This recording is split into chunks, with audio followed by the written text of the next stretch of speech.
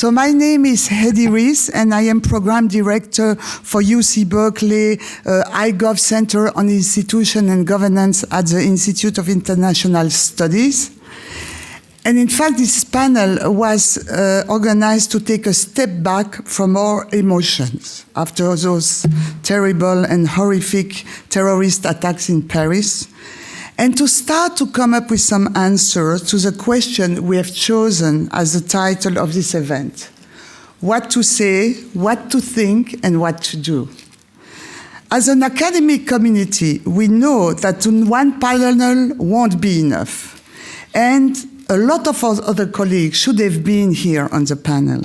So we all take a commitment to you today to organize in the near future a series of events that would answer all those questions, such as the suburb in France and Belgium, my country, the evaluation of the immigration policy, the radicalization of the youth, ISIS, the Middle East, and so on.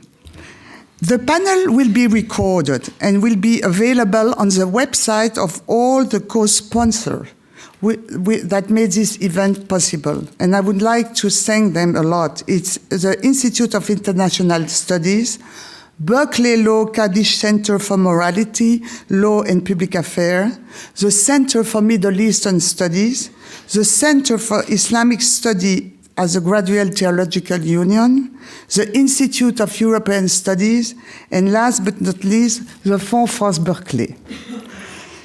I really recommend you to check the website of all those organizations, not only to see the video, but to see the next event that we'll promise you we will organize. And before giving the floor to the panelists, I would like to introduce our moderator, because no one introduced a moderator. So his name is Tyler Stovall, and he's the Dean of Humanities at UC Santa Cruz. But before, he was a professor at UC Berkeley of French history. His research interests are modern France, modern Europe, urban history, transnational history, colonial and post-colonial history, and history of the African diaspora. He also served for many years with me as the chair of the France Berkeley Fund. And without further ado, let me give the floor to Tyler, but before, give a hand of applause to the panelists. Thank you.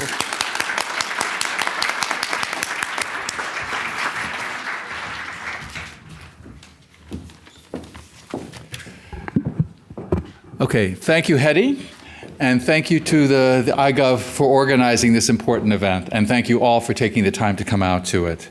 I want to just briefly introduce the panelists. I'm going to introduce all the panelists, and they will speak in turn. I should also note that one panelist, Professor Judith Butler, is not able to be here with us tonight, but will be taking part in the further deliberations of this group. So let me just start, and they will proceed in the order in which I introduce them.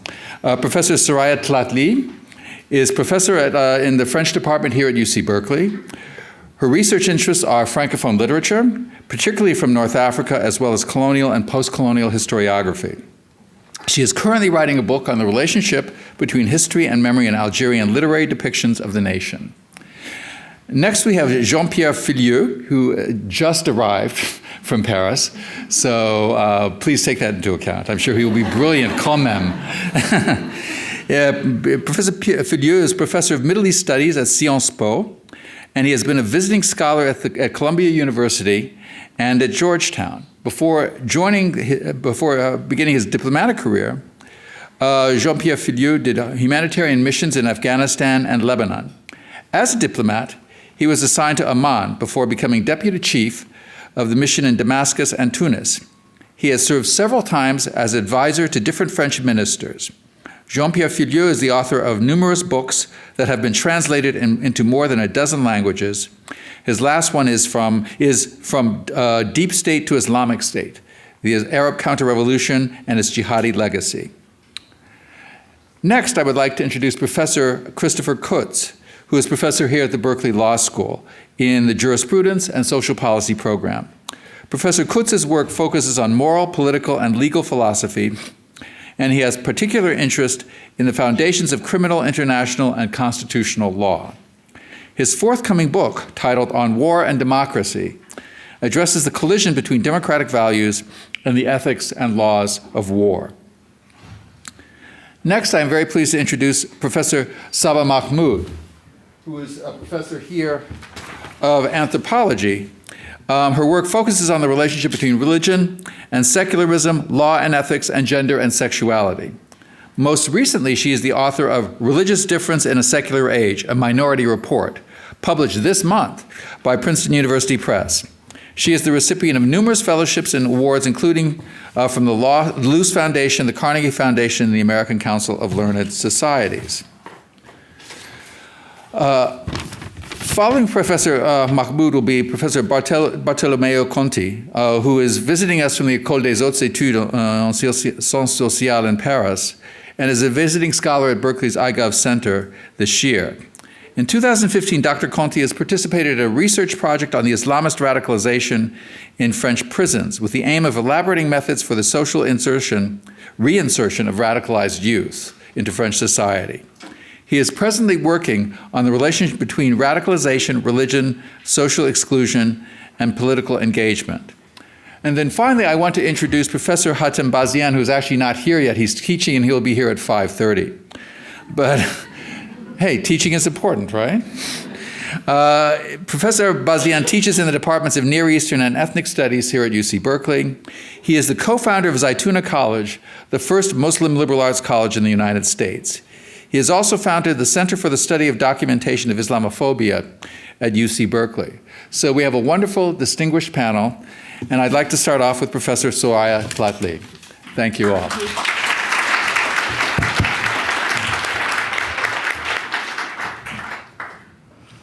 La France est en guerre. France is at war.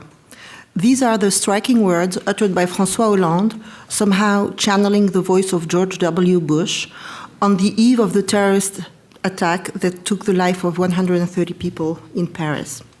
His belligerent discourse was followed a few days later by the enforcement of the state of emergency, a series of laws aiming at reinforcing national safety in case of great threats, such as, according to its first article, cases of imminent danger resulting from serious breaches of public order, or in case of events threatening by their nature and gravity public disaster. On November 19 of this year, right after this tragedy, the National Assembly devoted an entire session to repeal the law of April 3, 1955, relative to the state of emergency, in order to reinforce and modernize its efficiency. In most of the public debates concerning the state of emergency, this law has been referred to as the Law of 1955, thereby marking its legal origin, yet depriving it at the same time from its historical context. It is this historical context that I'd like to examine first. Before 1955, France knew two different states, a state of peace and a state of siege. The latter was applied for the first time in 1849, and it meant that all powers were transferred to the army. Why then create a third alternative, that of a state of emergency? This legal term was coined by Edgar Faure a year after the beginning of the Algerian War. Thus, the very notion of a state of emergency belongs to France's colonial past in Algeria. In 1955, the French government justified it in the following way, quote, "The prolongation of insecurity essentially originates in the lack of legal means that have so far not been conceived for insurrectional periods," end of quote. The state of emergency has had from the start an ambiguous status. It stands between the common law that prevails in time of peace and the stage of siege that characterizes times of war. Practically speaking, the state of emergency allows the government to instaure a curfew, to give compulsory order of residences, to close public spaces, to forbid public meetings, to censor the press and the media, and to allow search warrants at any time. Well, all these actions could have and have been already sustained by the army, more specifically during the Battle of Algiers that took place in 1954. Why then insisting on a new regime of repression?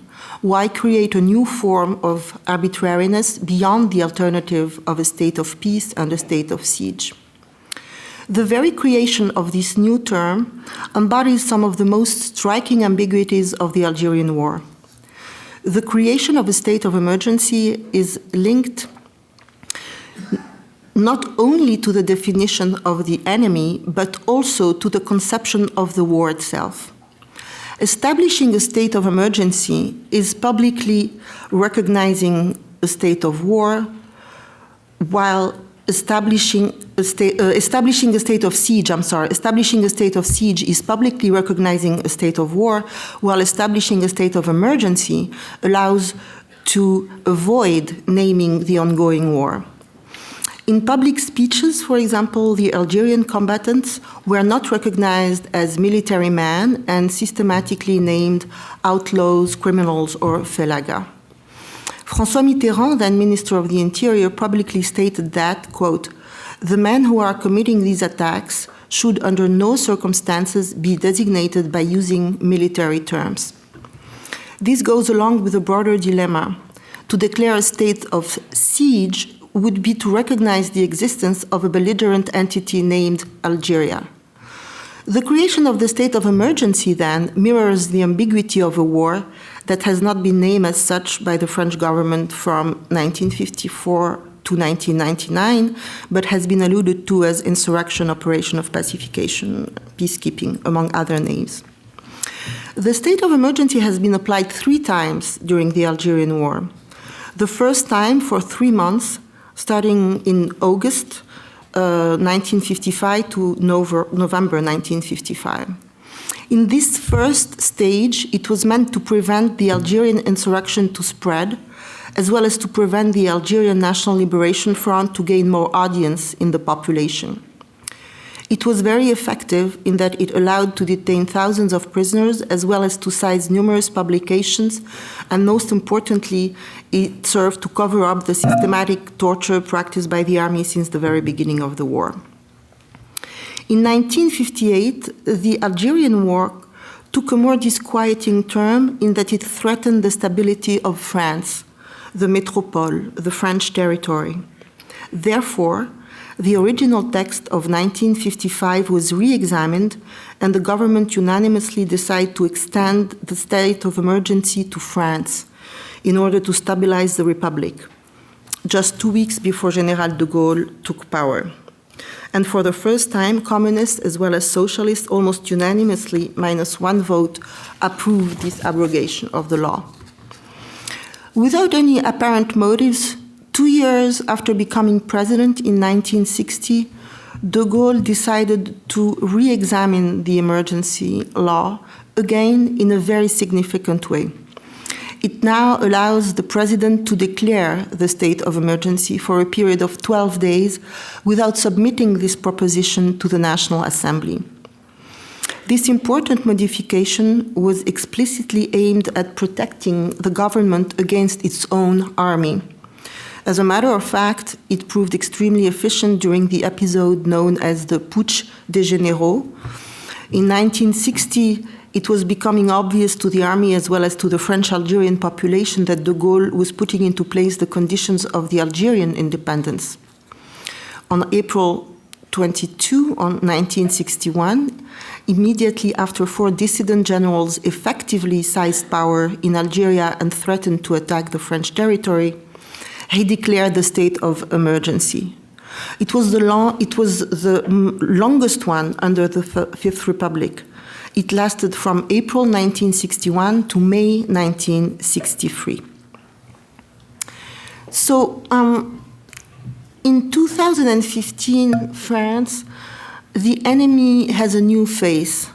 It's ISIS, or Daesh, as it is systematically called by the French government, or Daesh, as President Hollande would say. The rhetoric of war is once again used by the French government, and in the National Assembly, l'Assemblée nationale, one could hear echoes of Hollande's initial belligerent discourse, as the Interior Minister Cazeneuve expressed it, quote, "The barbaric acts committed last Friday in Paris and Saint-Denis constitute true acts of war." What is the nature of this so-called war, and in which way an examination of the colonial origin of the state of emergency can help us to better understand the complexity of the present situation? It is important not to lose sight of the number of public liberties confiscated by this regime. The main characteristic of the state of emergency being that it suppresses de facto legal ruling. We have already witnessed in the past few days a strong display of state violence.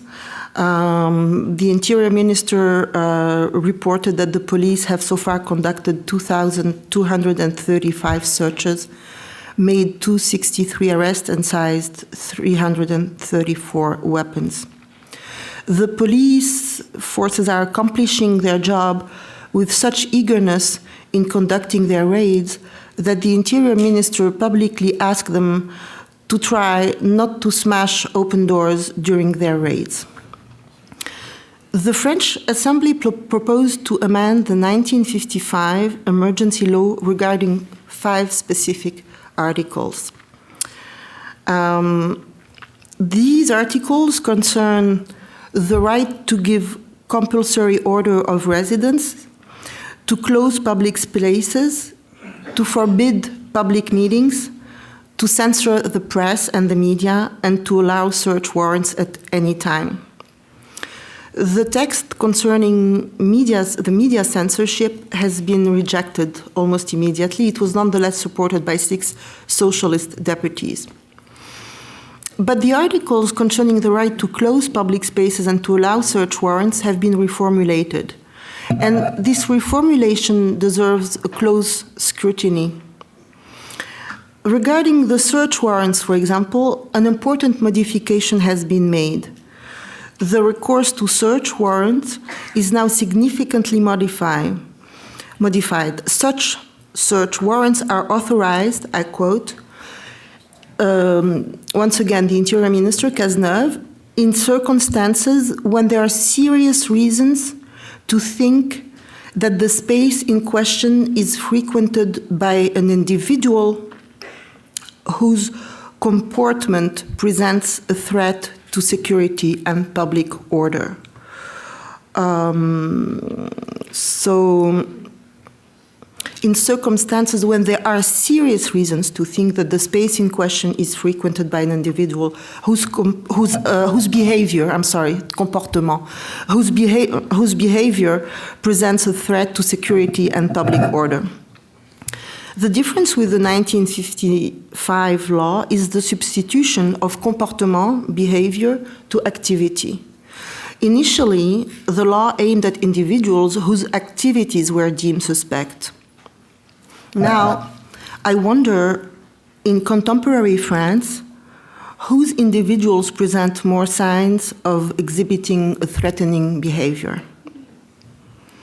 This new implementation to the law is no more and no less than the legalization of racial profiling. As the legal expert Mireille Delmas, in an article in Le Monde, explains, quote, "This kind of law is based upon a logic of suspicion, based upon prognostics, and not anymore on a logic of accusation founded in proofs. It is very serious because it is impossible to predict in advance any human actions. We can now accuse any individual before they even engage into any kind of activities. Such text," she adds, "displaces individual responsibility. It moves it toward a logic of predictability. We can now accuse any individual before they committed any disruptive act. It is a way of negating the very principle of indeterminacy that prevail in any human comportment and behavior. End of quote. This amazing breach with French traditional justice is, as she explains it, emblematic of a state of emergency. It is characterized by an intensification of the present, deemed as dangerous, and therefore engaging in a logic of intentionality.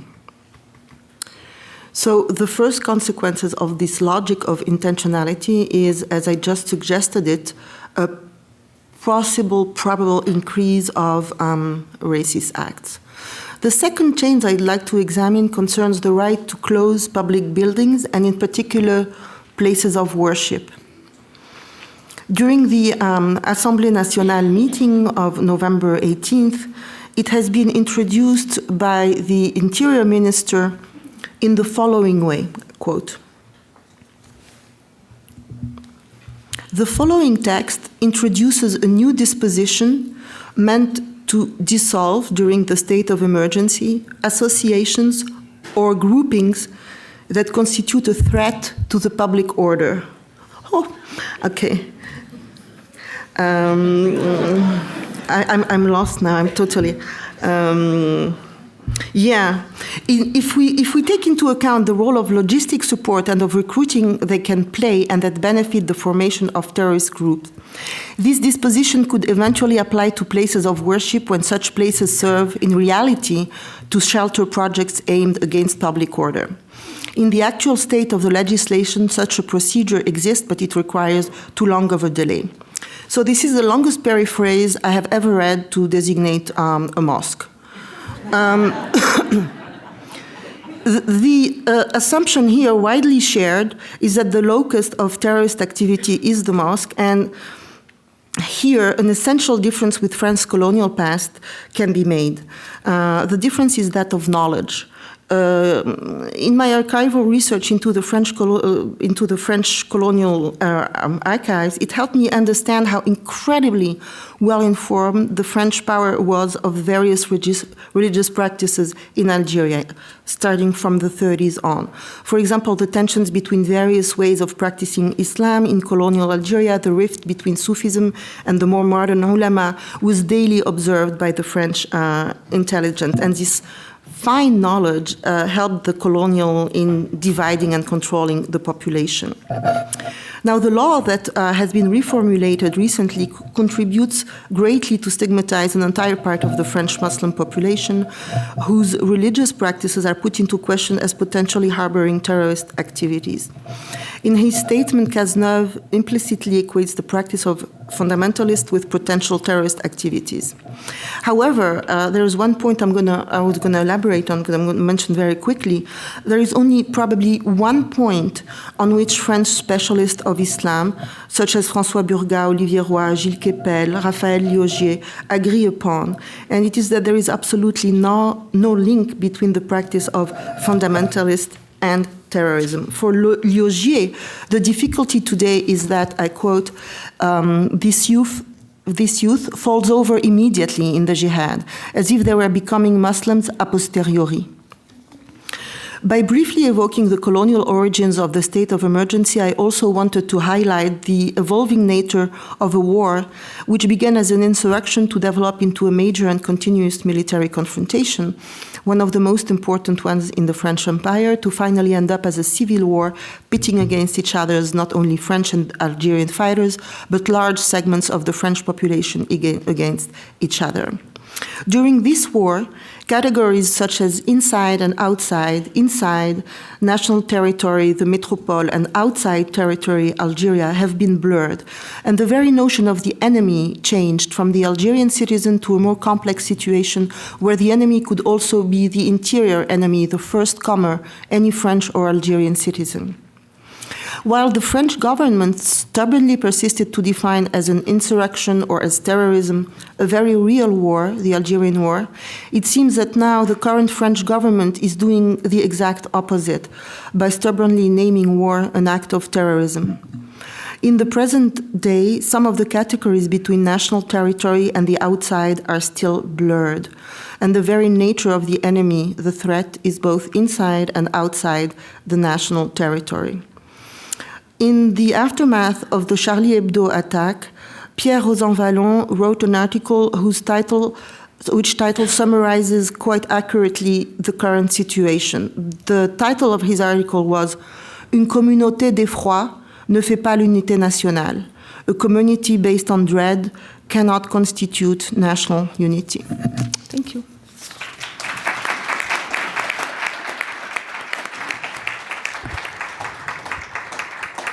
Thank you, Professor Tlatli. I'd like to je vais passer la parole maintenant à Jean-Pierre Filiu.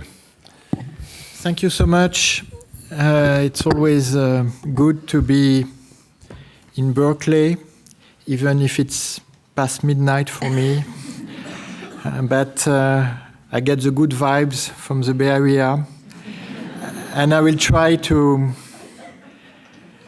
make something decent out of this presentation. Especially since I spent all the days since our Black Friday in the days of shock and anger. Shock, obviously, but anger, because all this was so predictable. So predictable. Shock, and I haven't prepared a paper, so just take it. Shock because it was a generational shock. The youth of France felt it in the belly, all of them. It was not, something like Charlie or the Hypercacher or the attack on Montrouge. It was something a whole generation of teens and students felt as a direct attack on their joie de vivre, unmovable feast Paris. That's what they wanted to kill by attacking all those terraces. And the Bataclan, where, by the way, a US band was playing.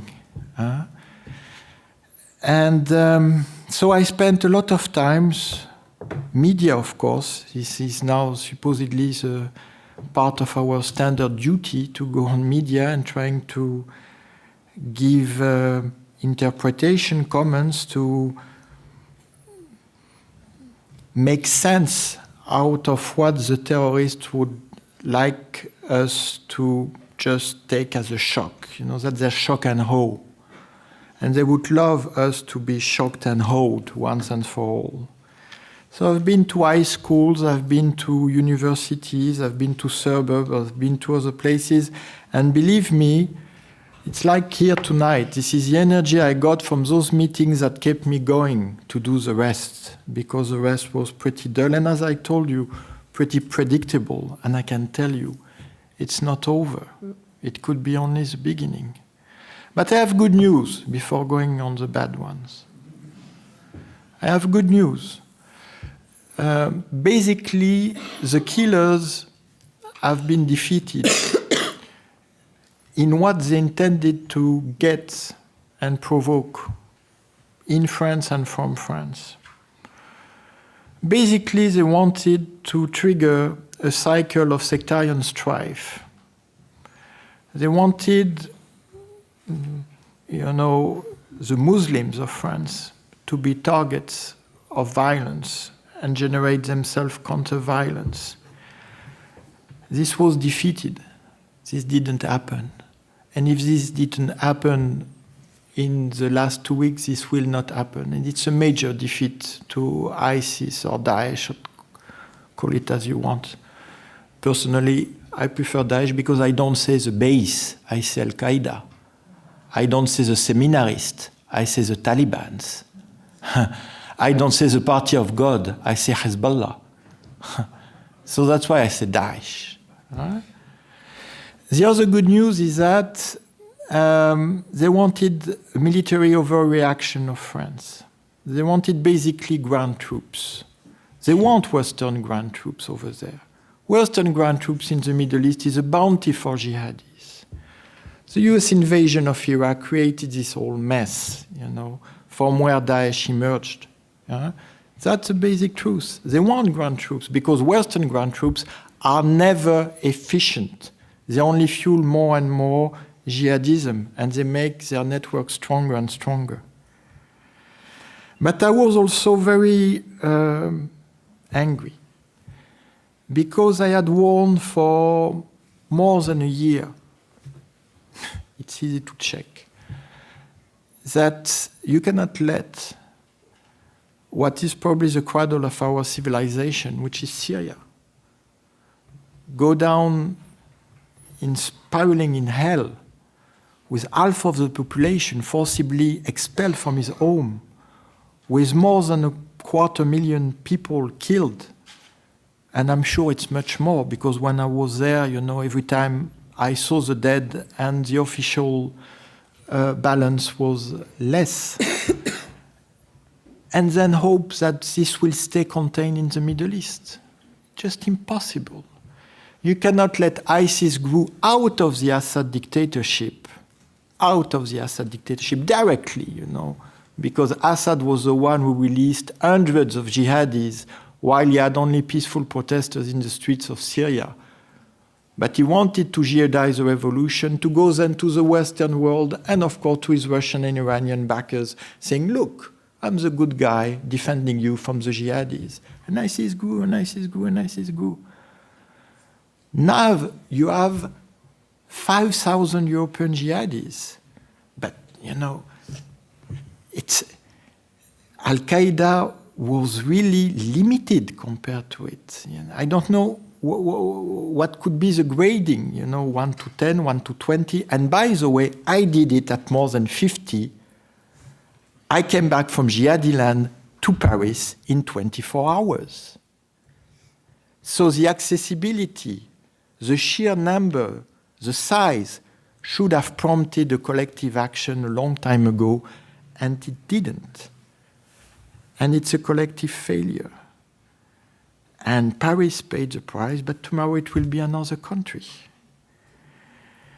I say it's a European 9/11.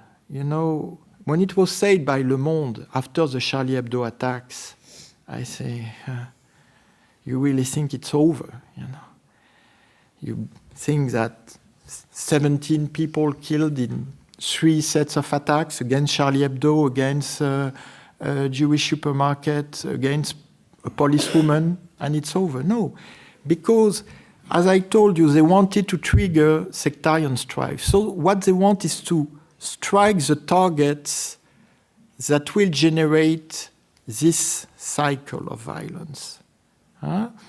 So, in their vision, Charlie Hebdo fan was some kind of a cult or a church that would retaliate. Then they tried a Jewish target. Then we knew they tried Catholic churches.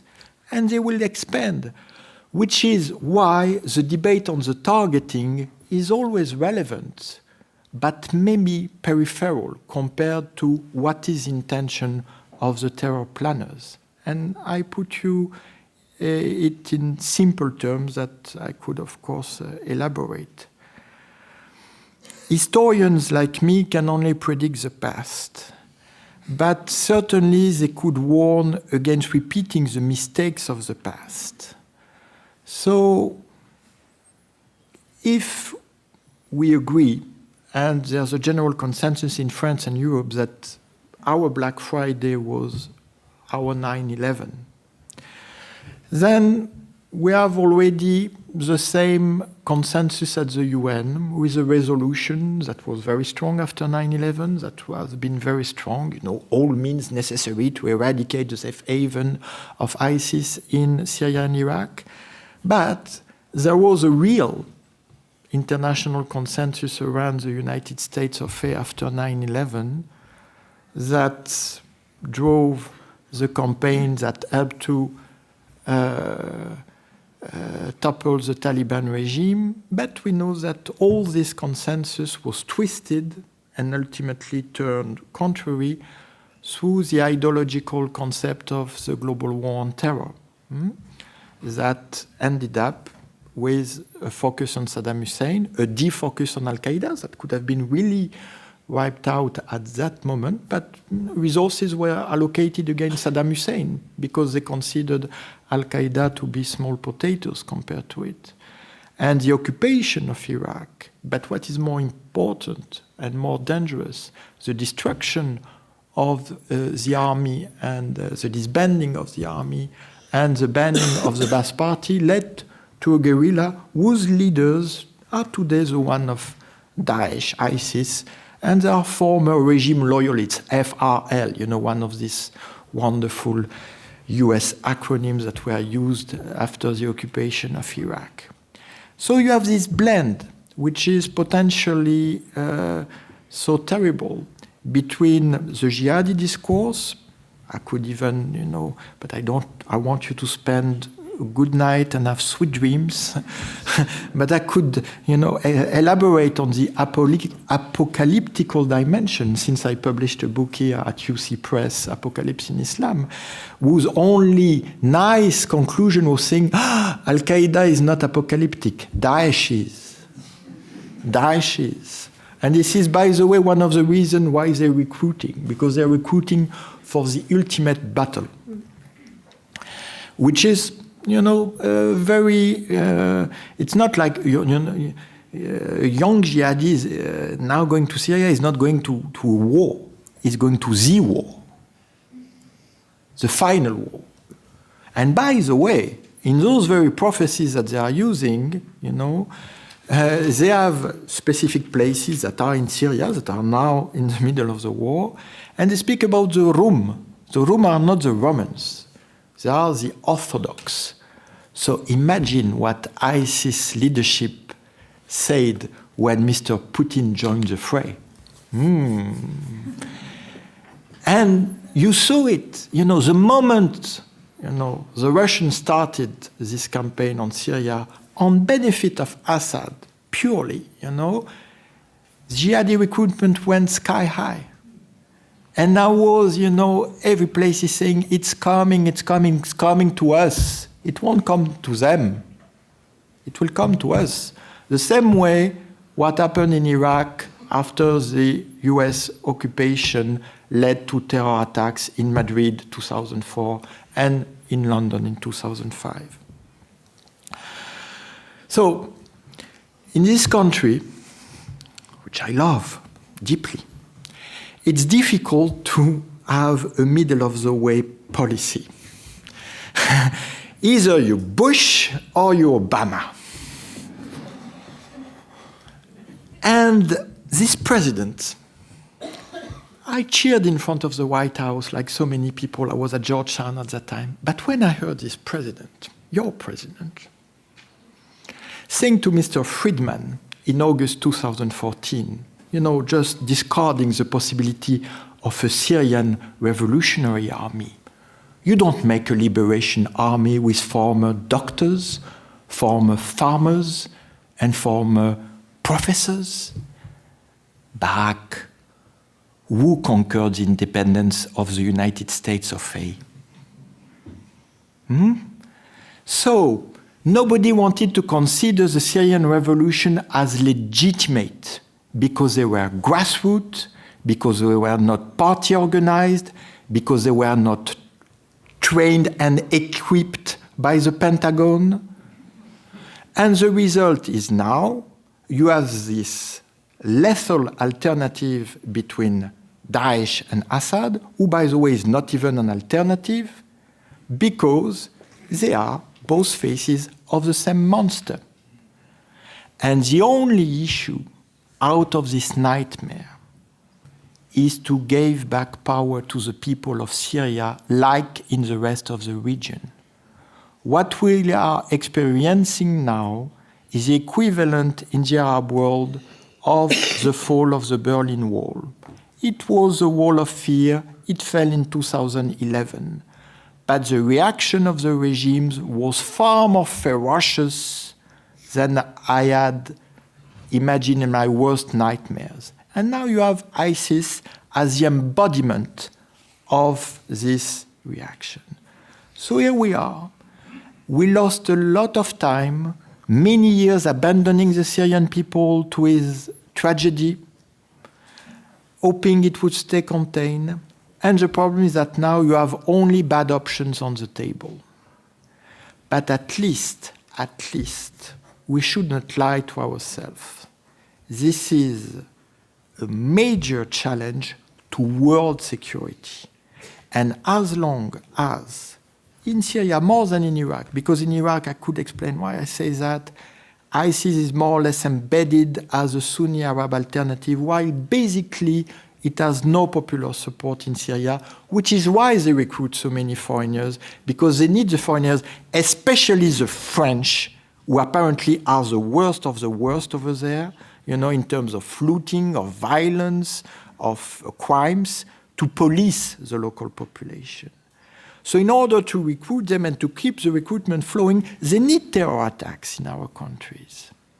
So as long as this dynamics is working, as long as the initiative is left to Daesh, ISIS, who was able, in a little bit more than a month, to wage terror attacks in Ankara, over the Sinai, Beirut, Paris, and Tunis.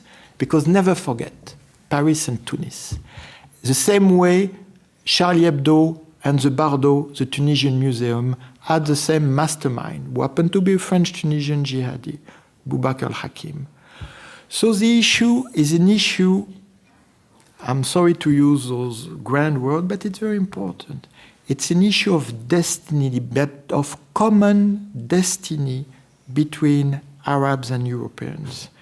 And we do hope that the extent of this challenge is well understood in America. Thank you so much.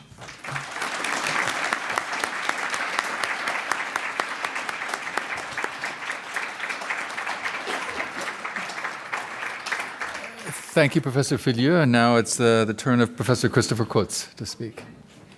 Thank you very much. I think already by this point in the panel, you'll start to hear echoes of some of the things of the past, but I'll try to add some to those echoes. I thought I would try to help us think about what the declaration of war means legally and strategically. To start with a little more of the quotation from the speech by President Hollande that Soraya introduced. Let me give you just a paragraph of that. France is at war. The acts committed Friday in Paris and near the Stade de France are acts of war. They are the acts of a jihadist army, the group Daesh, who is at war with us because France is a country of liberty, because we are the homeland of the rights of man. Now this quote comes from the new edition of the surprisingly glossy official ISIS magazine, Daqib. The Islamic State dispatched its brave knights to wage war in the homelands of the wicked crusaders, leaving Paris and its residents shocked and awed. The 8 knights brought Paris down on its knees after years of French conceit in the face of Islam. A nationwide state of emergency was declared as a result of the actions of 8 men armed only with assault rifles and explosive belts. This was ISIS's victory declaration. President Hollande and ISIS agree that this is war, that this is a state of emergency, that this is not mere terrorism. Giving Daesh the status of a collective at war with France seems like an odd choice. So why? Why does Hollande do this? What does it mean? What problems does it generate? There are, I think, 3 main issues here. I'll go through them. First is the domestic effect of Hollande's declaration of being in a state of war. The second is the effect in international relations of France being at war, and particularly of what this means for its involvement in Syria. And the third is the strategic effect of declaring itself to be at war with Daesh. And I've done the best I can to try to put together this story, but there are major gaps in my understanding of it, and I'll look forward to being corrected by my fellow panelists. On the domestic front, on its face, President Hollande's formal declaration, La France est en guerre, is a little puzzling since the powers he's invoked stem, as Soraya told us, from France's so-called law of 1955, adopted, as she said, during the Algerian independence crisis. That law is invocable in a state of emergency, not only a state of war, and it's the basis for these extraordinary powers of warrantless searches and extensive arrests and detentions and closings of public places. War is not legally necessary for these administrative powers. And some would argue, I don't know if this is true, that ordinary French law might have permitted many of these actions anyway, even without the declaration of the state of emergency. President Hollande's speech before Parliament, though, indicates why he invoked the concept of war, which is to support his call for a modification of the French Constitution of 1958. Clause 16 of the Constitution permits the president to assume exceptional powers of an indefinite duration, but only when the institutions of the Republic cannot function or paralyzed. Hollande, in other words, is, I think, using the vocabulary of war to lobby for a change to the Constitution that would allow him to constitutionalize the state of emergency and perhaps to render it more durable. So it's the rhetorical work in the domestic sphere of this declaration that's key, not the legal work. To constitutionalize the powers of judicially unrestrained search and arrest is perforce to legitimize them in both the descriptive and the normative sense of legitimize them. That is to say, to make them seem legitimate, make people inclined to accept them, and also to offer an argument, the argument of the special process of constitutional ratification, that these are powers that the president should have, even when the state can function. It is to normalize the situation that France has already warned about in a letter to the European Union, that it may be derogating from the European Charter of Human Rights. Maybe, not necessarily, but maybe. I do not know what the full effects are of the state of emergency in France, whether in particular it's experiencing the temptation we in America know so well to use torture in domestic interrogations. I'm virtually certain that the intelligence sourced from Morocco and other states, which led to the raid in Saint-Denis, was derived from torture. I don't know that for a fact, but I'd be shocked if that weren't true. Morocco is well known for using torture routinely in interrogation. As a domestic matter, the rhetoric of war makes possible, likely, if not inevitable, the toleration or suspension of the rights that France claims to cherish as the homeland of the rights of man, a dignity that I am very happy to accord to France. There's also, I suppose, but I think this is cheapening Hollande's remark, the question of whether that language of war, how that relates to the political future of the Socialist Party and President Hollande in particular. I would be shocked if that were foremost in his mind, but there is at least a concern that a rhetoric of war, a rhetoric of being a nation of war, plays into the framing that the National Front prefers and makes a presidency, or at least the ascent to power, in various forms of the Front National and Marine Le Pen more potent, more likely. So the domestic situation is a puzzle in the sense that the invocation of war seems unnecessary and its effects seem worrisome. It seems like a natural emotional statement of crisis, of emergency, but one we might wonder about. Let me move on to the international puzzle. There's a puzzle here as well. And the puzzle is that although President Hollande has declared that France is at war, that it has been attacked by an army, he has quite conspicuously not invoked Article 5 of the NATO Charter, which would obligate all members of NATO to come to France's aid. If it is a war, it is perforce a war of self-defense. NATO Article 5 has been invoked once by the United States following the 9/11 attacks, and NATO came to aid in the form of the coalition in Afghanistan. In a genuine war of self-defense, there is pressure towards escalation, and mobilizing the tools of NATO's Article 5, the mutual defense obligation, is something that becomes more inevitable once that language of war is used. So we have a puzzle. Why the language without the invocation? Instead, President Hollande has invoked the somewhat weaker provision within the European Union of Article 42.7 of the EU Treaty, which requires mutual aid and assistance consistent with countries' foreign policies. Countries have put forward commitments. I think Germany today just committed to a certain number of troops being deployed to Syria. It is a real commitment within the EU treaty, but it is not the same level of engagement as NATO. So we have a puzzle there. I think that puzzle is somewhat resolved by understanding the very difficult context of Syria, of what it would mean to bring all of NATO to bear fully in Syria, and in particular, a caution that certainly is felt within the American White House, that I assume is felt within France as well, that a broader military engagement would be like pouring gasoline on a number of the other concerns that NATO is currently facing, especially Russian involvement in the Ukraine and the border skirmishes with Turkey.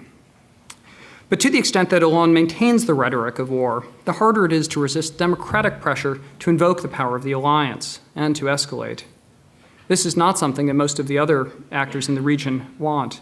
In an editorial by Olivier Roy from just after the attacks, Roy noted that there's little stomach in the region for a full war with ISIS, that most countries in the region are happy with something approaching a stalemate. And again, the invocation of NATO would serve to destabilize a position that a region that France needs on its side for a long-term struggle. It would destabilize a region that France needs on its side during a long-term struggle. There's a further concern, I think, about the framing of war internationally, in international, which is that to think in terms of war, to think strategically in terms of war, is a very different frame from thinking strategically in terms of the long-term challenge of terrorism. War inherently imparts a shorter time horizon, a greater pressure for success, pressure to escalate tactics and engagement. And so we might again wonder whether this rhetoric of war is going to undermine a commitment to a longer-term struggle against terrorism. As I guess the law professor on the panel, I should also make a point about international law. The most significant effect in international law is that France's invocation of war suggests that the correct legal frame to think about the rights of detainees and civilians is the regime of the law of war, specifically the restrictions of the Geneva Conventions, rather than international human rights law. Most important here is the right of combatants who are not engaged in war crimes to be treated as POWs and to be released at the end of the conflict. And this may be an important question for ground troops engaged in Syria, where the targets are military as opposed to civilians in Paris. The law of war also does impose obligations on France as to how it treats combatants and non-combatants, such as the requirement to avoid torture and inhumane and degrading treatment of prisoners, and to avoid civilian casualties. Arguably, the law of war allows somewhat more civilian casualties than international human rights law. This is one of the issues that's much in dispute about the legality of the American and now, I think, much more jointly Franco-American policy of drone attacks in the Middle East. But I'd like to think that the legal frame on the matter of fundamental rights is not what is constraining France in these matters, that it understands the moral imperatives as well as the risks of backlash from a massive violation of human rights in this policy. As to the strategic effect of the declaration of war in its struggle with ISIS, the question that's occupied many people on both sides of the Atlantic is the one I began with. Why would President Hollande want to give ISIS exactly what they seek, being recognized as knights engaged in a holy war? Power of war is symbolically the most important power the state has. It is the declaration of a collective will, of collective violence, of the privilege to kill, and of standing in the community of nations as a rival power. This makes ISIS the only Muslim state to challenge the West on its own terms. I can't think of better advertising for ISIS than according them this honor, except perhaps for Europe and America also to close their borders to Muslim refugees. To Hollande's credit, he has refrained from that second piece. That's being done by the United States. Strategically, the rhetoric of stateless terrorism would seem to be far more useful than the rhetoric of war, and would do nothing to undermine the steps that France and its allies can take against Daesh. In particular, skipping quickly now, to move towards a strategy of healing the social divides within France, the divides that are causing what I think we would all agree is France's greatest problem, which is the production of its own homegrown terrorists. Okay, thank you.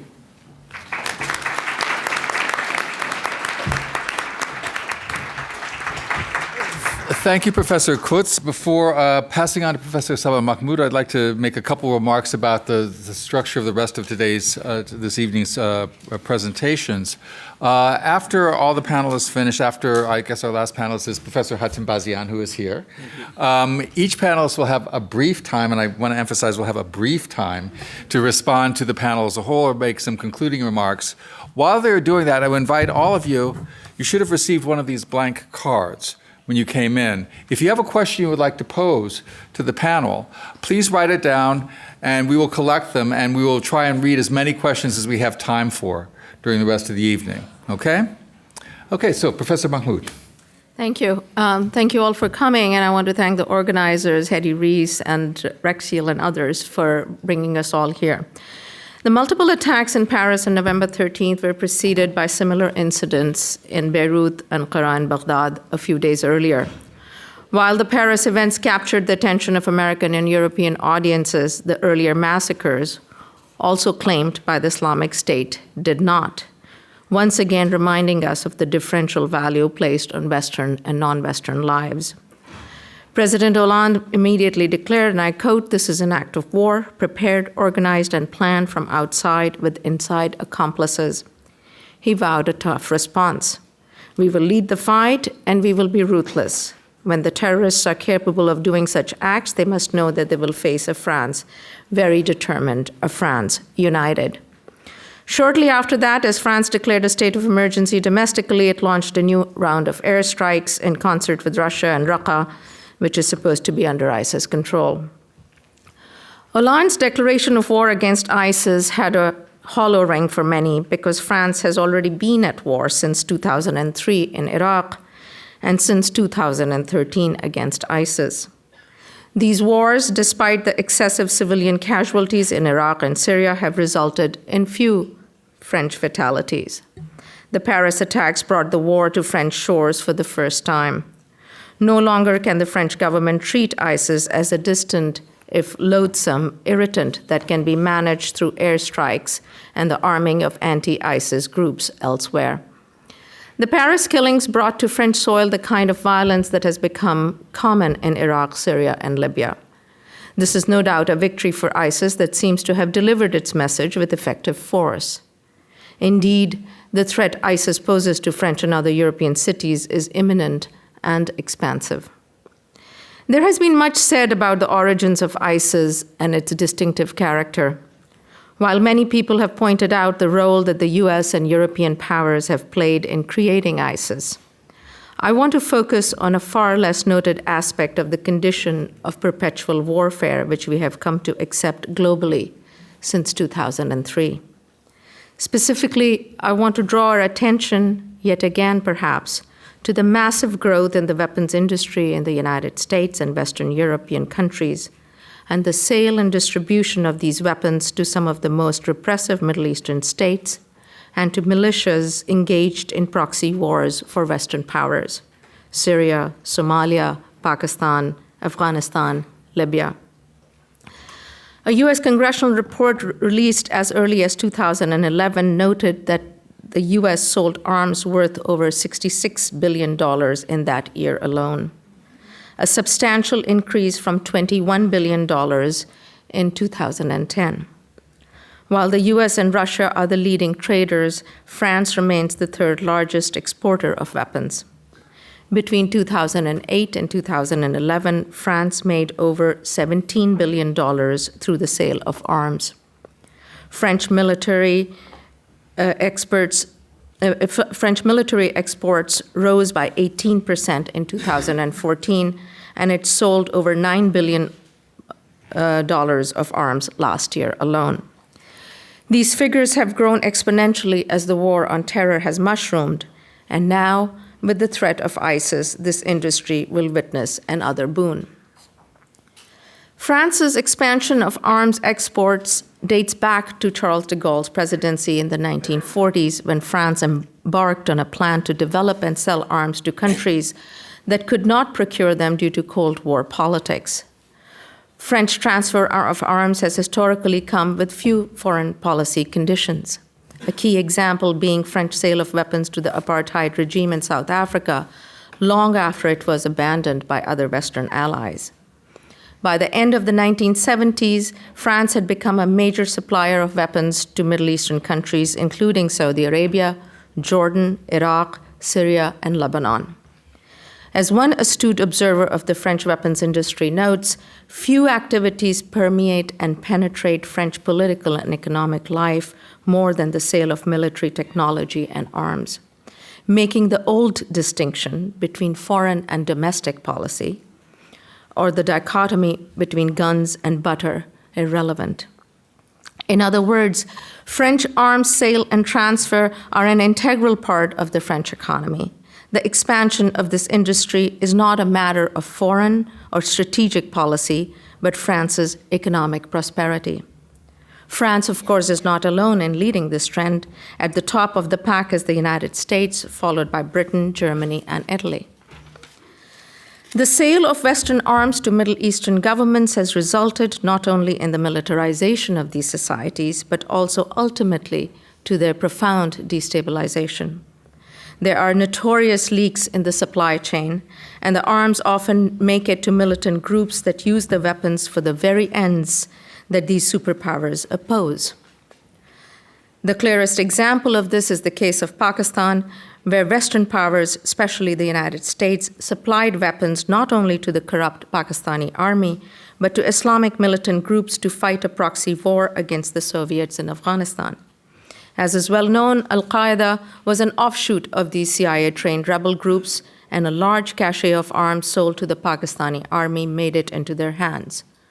What one CIA analyst described as the largest leak in its history of covert operations. As a result of these policies, Pakistan became what in today's language is called a rogue state. Its social fabric sundered with daily explosions of suicide bombing and armed battles. It remained for the most part a distant war for the US until Al-Qaeda reached the US shores on 9/11. The US government's response was not that different than what France is practicing today. A merciless bombing campaign that has in the long run only made Afghanistan and Pakistan havens of terrorist activity. Hollande has, however, learned from America's mistakes in that he refuses to commit ground troops in the fight against ISIS. Yet the fantasy is the same. A merciless military campaign in far-off lands and a beefed-up national security state domestically will ward off the terrorist threat. This fantasy is, of course, fueled by the expectation that the global distribution of these weapons will successfully contain the instability that characterizes the Middle East, that its victims will be Arabs and not the inhabitants of Europe and America. Yet, it behooves us to ask whether these weapons can only serve as a prophylaxis against violence, or are they indeed an impetus to violence? Doesn't the commodity value of weapons require that they be used and replenished? Doesn't their massive production and distribution necessitate their use? How long can the US and Europe continue to destabilize the Middle East without having to pay domestically? Can the exportation of violence proceed without importing the bloodshed back into Europe and the United States? While we are familiar with these questions, we are nonetheless taken aback when confronted with events such as the Paris attacks. We are unable to see the extent to which warfare has been built into the economic structure of Europe and the United States, an intertwining that has generated a foreign policy that constantly gives high priority to military options. In other words, I want to suggest that the inclination toward war, whether in the United States or Europe, is a product of the extent to which the weapons industry has become a part of the overall economy of our countries. There is now an impetus to war built into the very logic and operation of our states and governments, regardless of whether it is a liberal or conservative political party in charge. As long as the sustenance of our economy remains as tightly wound up to the arms industry, we will find ourselves entangled in various kinds of wars around the world. We only need to recall here the number of covert and overt wars our government is currently waging in Afghanistan, Pakistan, Somalia, Iraq, Libya, Syria, and Yemen. Such a policy, in my opinion, is bound to fail because it does not address the root cause of the rise and success of groups like Al-Qaeda and ISIS. ISIS cannot be defeated without a political deal reached between all the parties: Iran, Saudi Arabia, Russia, France, the United States, and Bashar al-Assad, all of whom have a stake in the conflict. Saudi Arabia, a key ally of the US and Western European powers, has been supplying arms and fanatical religious ideology to the most ferocious and bankrupt groups in Syria and Iraq. ISIS's interpretation of Islam and its brutality is modeled on what Saudi Arabia practices towards its own citizens and those it combats internationally. Ultimately, however, ISIS cannot be contained without creating stable economic and social institutions for the Arab inhabitants of Iraq, Syria, Libya, and Yemen, whose lives are lived in utter chaos, with no hope for the future. Our governments, the US and European governments, have destroyed the political and economic infrastructure of these countries slowly, methodically, and mercilessly. This stands in contrast with what the superpowers did at the end of the Second World War, when there was a commitment to rebuilding the war-ravaged countries, like Britain, Germany, and Japan. These countries, too, could have descended into mayhem and fascism had they not been rebuilt. Yet no such vision is on the offer today. ISIS has no doubt capitalized on this crisis of citizenship in Iraq, Syria, and Libya. It is not simply madness that drives people to join ISIS today, even if we might use the adjective to describe ISIS leadership. But ISIS's ultimate genius lies in suturing the crisis of citizenship in the Middle East to the one in Europe, particularly the exclusion of Arab Muslim citizens from the civic, political, and economic life of European nations. In France, third and fourth generation French citizens of North African descent are regularly referred to as immigrants, and their neighborhoods have come to be regarded as the lost territories of the Republic. The flow of French Arab recruits to ISIS, which we must remind ourselves is a fraction of the French Muslim population, can only be stemmed by ensuring their full participation in the economic, political, and civil life of the country, rather than incarcerating them in the confines of the neglected neighborhoods or in French jails. But this is not the vision that is being pursued in France or in Europe. Rather, it is a call to warfare, both at home and abroad, that is being issued with great gusto and fanfare. Even liberal critics of the national security state are timid to voice their opposition, fearful of the threat that looms over European cities and their way of life. Continuous warfare has become a part of the background noise which we have learned to accept and phase out from our daily lives. That is, those of us who live in Europe and the United States. We are able to immunize ourselves from this condition largely because its casualties occur elsewhere, far away from our immediate environs. Yet this separation is going to be increasingly hard to maintain, as the Paris events show. It would be a grave mistake to wrap ourselves in the language of civilizational superiority and woundedness, to succumb to a bare-knuckled approach to terrorism domestically and abroad, without confronting our own complicity in what has become a global norm of settling what are ultimately political conflicts and grievances. If indeed there is any hope left for those of us who pride ourselves on the virtues of democratic accountability, then surely we must hold our governments culpable for what is perhaps the greatest threat to world peace today. And here I do not just mean ISIS, but the founding of our society on the profits of war. Thank you.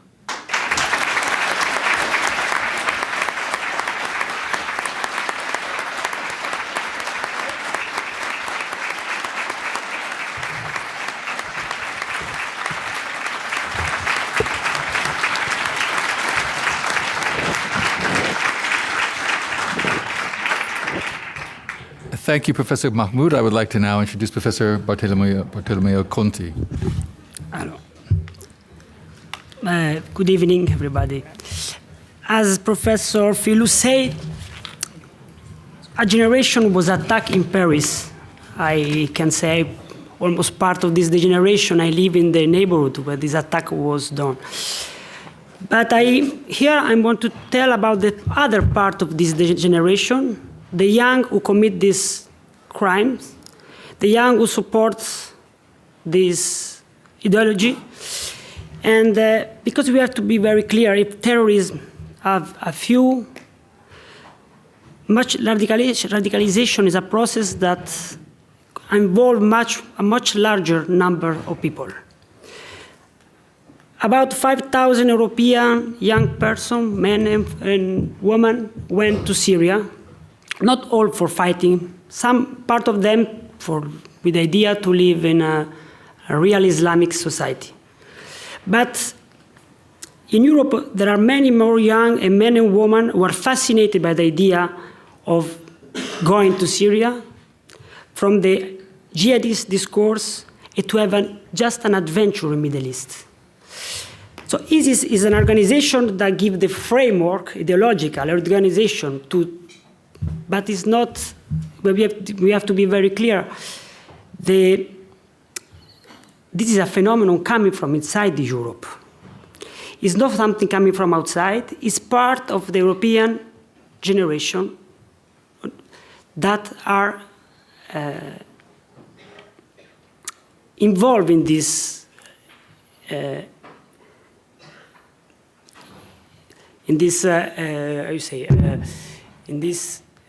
ideology. So what I want to do here is to bring you to an experiment, to an experimental program that I did during 2015, the first 6 months of 2015, in French prison, where I was working with radical young people from about 20 and 35 years old.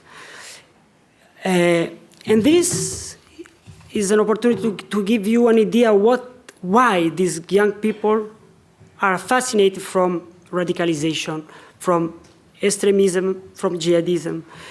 And this program was the first in France and was founded by the Department of Penitentiary Administration with the aim of exploring how to de-radicalize, or how I prefer, how to create new inclusive links between these young people and the society. Our aim was not to disengage them, not to convince them with counter-narratives, but to help them to find alternatives to violence. We worked for a few months in two prisons with two groups of 15 young men. Just few of them were accused of terrorism, while all others were in prison for other reasons, but were suspected to be in a radicalization process. We have to say that they are all French. They are all coming from suburbs. They are all of Muslim origin. So during a few months, we did a work on an individual level and in a collective level. We discussed many issues that we choose in accordance with them. The issues such as the racism in France, the Islamophobia, the living in suburb, the life in prison and after prison, the situation in the Middle East, ISIS, but also what its identity is, what are our roots, the relation with the family, and how to be engaged in a society, and how to feel part of it. So I want to first to give you three profiles to understand what are these people, because these are the other side of this generation. One generation was attacked, a part of the generation was involved in the attack, or was supporting this attack. The first is the profile of a young man of 20 years old who was arrested after coming back from Syria, where he spent a few months. As he told us, he decided to go to Syria in a few days during a very difficult moment in his life, especially after he broke down with his girlfriend and lost his job. And as he told us, he decided to go to Syria as he was going to have a fun trip. He exactly used this word. I didn't know if to go to Barcelona or to Syria. And finally, he decided to go to Syria. But the thing is, they came back traumatized for what he saw and what he did. He was described by the penitentiary authorities as introverted and very difficult to communicate. But from the beginning, he expressed an extreme need to talk. Very fast, it took more and more confidence, and finally, it was hard for us to stop it from talking. And he expressed his fear and his paranoid approach of being controlled by the authority of the penitentiary guards. And at the origin of his paranoid approach and victimhood vision was the lack of explanation from the prison authorities and from the institution in general. During the probe, we gave him the opportunity to talk, to express his concern, and to formulate questions to authorities about his detention, about his trial, etc., etc. In other words, the program allowed him to get out from isolation and from his paranoid vision. After a few months, this young man started to reconnect with the institution and social life, and more important, with himself, as showed by the fact that at the end he asked for a psychological assistance. Another young man, very young, was incarcerated for terrorism. He was very fascinated by ISIS. At the point that we discovered one day he was dressing in a T-shirt in the prison with the ISIS symbol. This young man spent his childhood smoking drugs and playing at the video game, at the computer.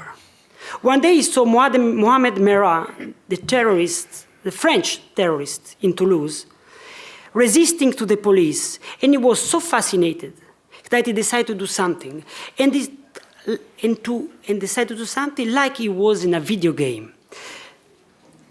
The only problem that after a few months, this guy was arrested with the weapons and material for making a bomb. Once arrested, he was incarcerated in a prison with other people accused of terrorism.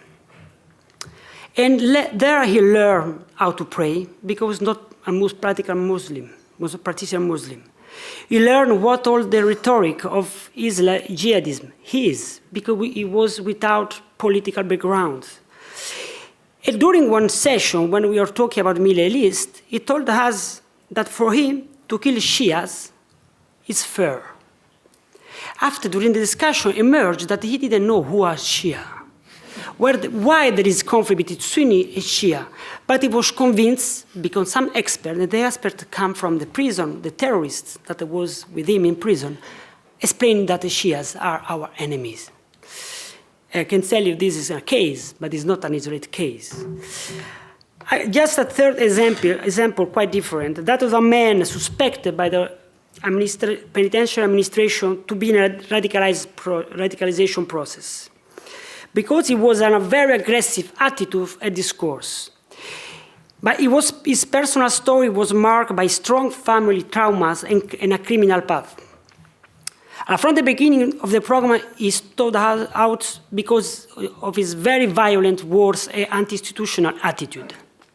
His speech was one of those who feel constantly stigmatized by the society and the dominant groups, and thus denounce the discrimination made especially toward Muslims. The anti-institutional approach emerged in a conflict with the prison staff, accused constantly of abuse of power and lack of respect to Muslim prisoners. During this program, this man was about more than 30 years old, had a very impressive and positive evolution. First, he put into words his virulent rage. He began to respect the rule that we asked him to propose. And finally, step by step, he tried to reconstruct his personal path and to refocus on his own life. He progressively abandoned the victimhood vision and enlightened his personal familial past, in particular focusing on the fundamental moment of break with the society. Okay, these are just 3 examples. For sure I can have other, but what we can take from this example. First, that the radicalization process relates to personal and psychological problem in many cases. In many cases, we have people that have weakness, psychological problem, family problem, needs to exist, need to emerge from an anonymous life. And this is what organizations like ISIS are able to give to young people, searching meaning for their life. A second point, we can ask ourselves, is this an emerging of a new generation? Because the profile, we can say that this generation is different from the previous one. That of, we can say, the generation of Al-Qaeda. Because the Al-Qaeda has a much stronger and political and religious background. And this one, and the 2 generations are coexisting, but this one is much more individualistic, based on personal path.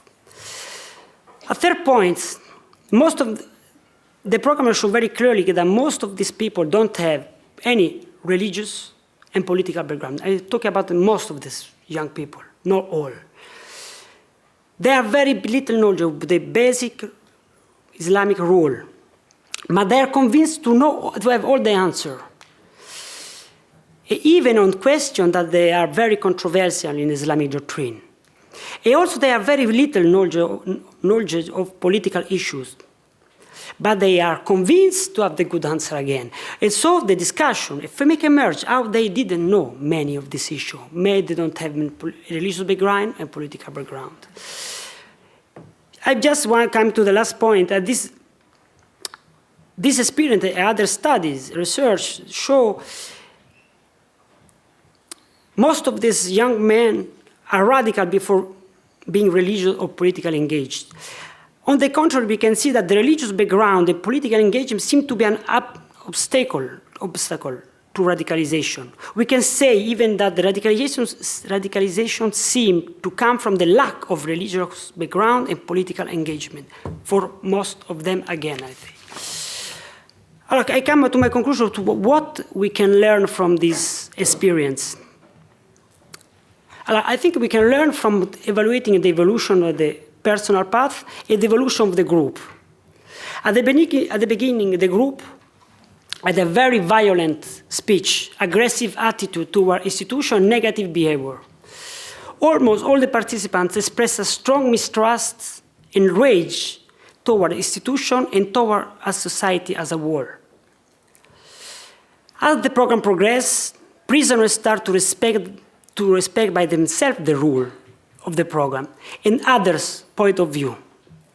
Progressively, an atmosphere of respect was established.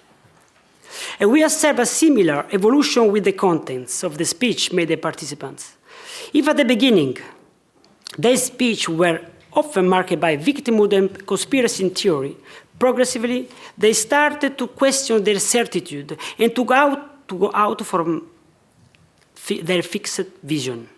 At the end of the program, the victimhood and the conspiracy speech almost disappear, and this allowed most of the participants to speak openly of themselves, of their personal, familial, and professional path. Why these developments? This person collective development happened because the program meet the needs of these young men. It happened because no counter-discourse was proposed or imposed. The verbalization of their feeling of exclusion and their age could develop freely, and then contradiction within the group can develop itself. Participants really appreciate to have a space of free expression where they could confront the idea not only among them, but also with the competent speaker and about issues that they are of their concern. As they told us during the individual and collective session, they were not used to have a free space of expression and to be seriously heard. They appreciate the respect and the fact that their vision was taken seriously into consideration by speaker, by us, and by the institution. And I like to say that they finally felt to be actor of their life, because they could feel free, because they could feel that they were not stigmatized, not judged. They were involved in the construction of their own narrative about their life, and about inside the prison and outside the prison. And this is why, at the end, they could finally feel free to abandon their close victimhood and full of rage vision. And this is very practical, a concrete experience that I think give us some indication of how we can prevent violence and radicalization, and how in this case, the French society has to take care of this part of the youth that are part of the society, are the French people, and they need to be reintegrated inside the society. Thank you.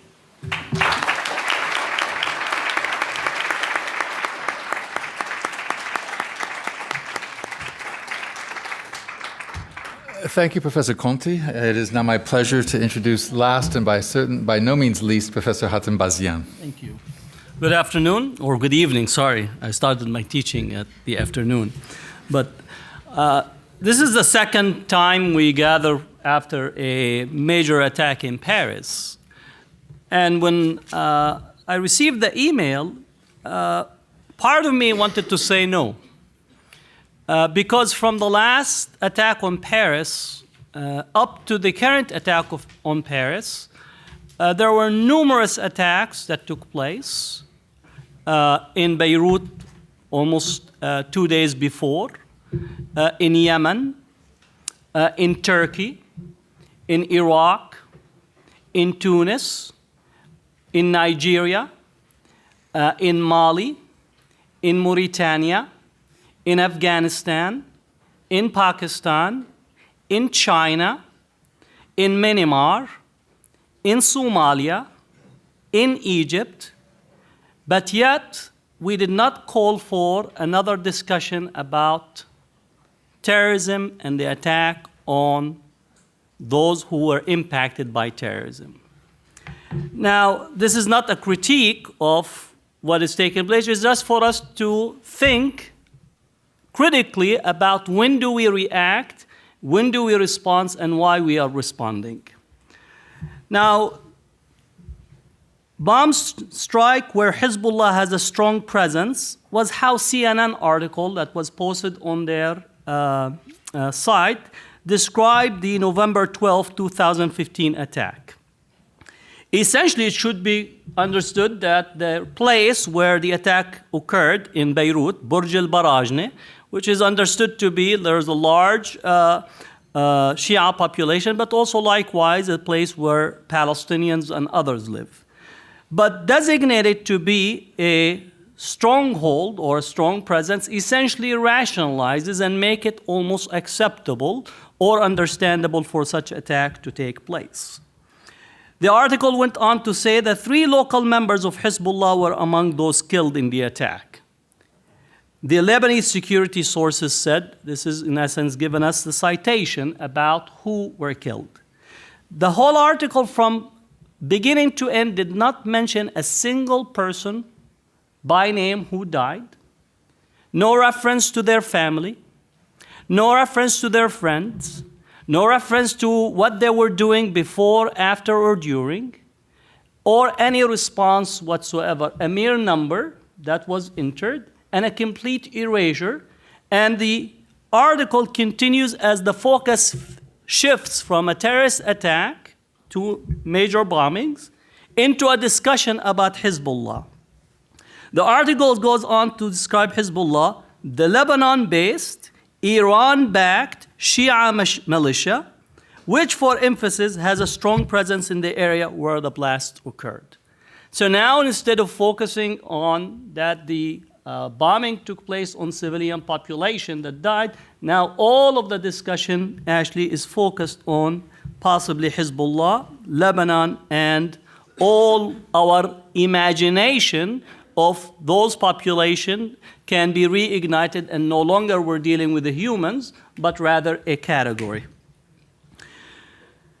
Now, the New York Times tried to catch up to the lack of attention paid to the bombings in Lebanon with an article, Beirut, also the site of deadly attacks, feels forgotten. Now, interestingly enough, the New York Times initial post on the bombing in the New York Times described it as, once again, Hezbollah stronghold being bombed. And the response of the New York Times was a result of a Twitter response from people that pointed to the lack of attention to the bombings that took place in Beirut. And therefore, in essence, the article was to catch up with the lack of attention and complete erasure of what took place. Now, one person that was quoted in the article, he said, this is in relation to not only the Beirut, but how worldwide, how we responded, with Facebook responding, Google, all of our technology was put to the use to express sympathy and empathy, correctly so, but while at the same time not having equal attention to what occurred in Lebanon and other places. Eli Faris said, when my people died, no country bothered to light up its landmarks in the colors of their flag, or the color of their flag. He says, when my people died, they did not send the world into mourning. Their death was but an irrelevant flick along the international news cycle, something that happens in those parts of the world. What I'm trying to argue that what we have in here is, once again, what Edward Said said, is the imagined geography and what happens in these imagined geography. So the Muslim world, the Arab world, and what occurs in it is an imagined geography which all these are expected. They're expected to kill one another. They're expected to have the violence. And when it happens, really, we don't extend the sympathies and empathies to what is occurring in there, even sometimes when we are intimately involved in what is occurring in those parts of the world, whether it's Lebanon or Yemen or Syria or other places. So I think in here we had a moment of imagined geographies that was put into effect, and we see it in the news cycle and the coverage across the board. Now I want to shift a little bit in here to some of our responses here in this country, especially by our political leadership, and I'm saying our metaphorically, not really, because I would not be one who claimed Trump as my own, but in the aftermath of the attack, politicians took to the airwaves to shape public opinion and insert a heavy dose of Islamophobia and clash of civilization venom. Florida Senator Mario Rubio called the attacks a wake-up call and urged the U.S. to commit itself to a civilizational war against radical Islam. Now, I'm not underestimating the threat and the danger of terrorism, but to say and to use the phrasing of civilizational war comparable to First World War or Second World War or some of the major events seems to be a little bit exaggerated, but understanding the type of political discourse we are experiencing in this country. Former Governor Jeb Bush wanted to outdo his understudy Rubio by declaring, "This is an organized effort to destroy Western civilization, and we need to lead in this regard." So once again, terrorism action is putting as an effort to destroy Western civilization. The moral and ethical low grounds, however, were claimed by none other than Texas Senator Ted Cruz, who called for altering the rules of military engagement in such a way as to, quote, "not to be deterred by targeted airstrikes with zero tolerance for civilian casualties when the terrorists have such utter disregard for innocent lives." Do I need to repeat this? Not to be deterred by targeted airstrikes with zero tolerance for civilian casualties when the terrorists have such utter disregard for innocent life. I guess he picked his role model. Defending civilization by killing civilians should be Cruz's presidential motto in this upcoming election. For his part, Trump attacked Barack Obama's Middle East policy, calling it weak, suggesting to an audience that he has instincts for terrorism in the same way that he has a good instinct for a good location in a real estate deals. Possibly I recommended, instead of investing in a military-industrial complex, is take Trump around to sniff all of the terrorists around the globe. Critically, Trump emphasizes his readiness to close down U.S. mosques and urge security institutions, quote, to watch and study the mosques because a lot of talk is going on at the mosques. Now in France, Marine Le Pen, not to be left alone for this, he says, "For the sixth time in 2005, Islamic terrorism has hit our country and French people are crying for the dead, and I cry with them." What is clear from the Republican candidates in the US, Le Pen and other extreme right-wing parties across Europe, is they wasted no time in attempting to ride another terrorism tragedy into the ballot boxes. And I think we're witnessing this in our country at this point. The right wing immediately shifted away from the heinous crimes committed by terrorists into a debate about Syrian refugees, immigration, the Iran deal, and Muslims in Western society. thus adding insult to injury following the attacks. Real questions must be asked and appropriate measures taken to address terrorism holistically instead of creating electioneering sound bites. The unequivocal point to be made first is that Muslims are the primary victims of terrorism and counterterrorism efforts. Let me repeat this. The unequivocal point to be made is that Muslims are the primary victims of terrorism and counterterrorism efforts. Terrorists kill Muslims so as to force them to adhere to their distorted worldview. And likewise, when Western states and their allies undertake military reprisals, Muslim civilians are the primary victims likewise. While we should mourn every human life equally, however, in reality, we rarely stop to mourn, humanize, and put a face and a name to Muslims, Arabs, victims of terrorism and counter-terrorism efforts. They are expected to die because it is part of the imagined geography they inhabit.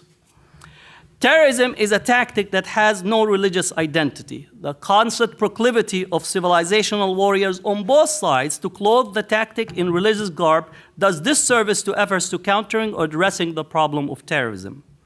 A terrorist claim of defending Islam get mileage when Cruz, Trump, and Le Pen place the Islamic adjective on that which is criminal and heinous. Inserting Islamic or Islam in the debate shifts away from the criminal terrorist as an individual and moves the focus instead to his or her faith and community, local and global, as the real problem. Precisely this shift is the cause that makes it possible, on the one hand, for the terrorists to use it to claim civilizational war on the West, and the Islamophobes to push Muslims in Western societies to the margins because they don't belong in the West. The loudest voices are calling for another round of bombings and more interventions. As of the past 15 years, more like 30 years have established the limitation and futility of this approach. The same neoconservatives and their allies will not concede failure and will bomb their way into Armageddon before admitting that their invasion of Iraq was the decisive factor in the ongoing chaos. In addition, no one in the US, Europe, or the Gulf states will take responsibility for the Frankenstein laboratory that developed the jihadi platoons in Afghanistan and unleashed them on the Russians in the 1980s. More interventions, bombing, raids, and drones will not resolve this problem. In the absence of a real economic, social, educational projects in the region, and I include ourselves in here, terrorism becomes the instrument through which regional actors, with support from global allies, settle their disputes. If war is politics by other means, then terrorism is politics by choice, deployed regionally and with global actors to prevent real change and alternatives from emerging. In reality, terrorism flourishes when politics run into a wall. Look at the list: Iraq, Syria, Egypt, Libya, Yemen, Afghanistan, Israel, Mali, Central African Republic, Chechnya, Pakistan, Somalia, Myanmar, Nigeria, and Ukraine all have run into dead-end walls where violence has become the only politics and supported by the military-industrial complex because the business of war is war and more money are to be made by continuing this type of politics. Reducing terrorism to a mere religious identity markers frame the problem wrongly and is driven by electioneering politics both in here and in Europe. Just 2 sentences, I'll be done. It is easy to have a candlelight vigil, but much more difficult questions must be asked about the policies that brought the world to this point. Who supplied these groups with weapons and ammunition? Why continue to sell weapons in a region soaked in blood? And who benefits from propping up and rewarding undemocratic regimes that have sent more of their young population to Daesh than to universities? And that is the question that need to be asked, rather than only simplistically using a religious identity. Thank you.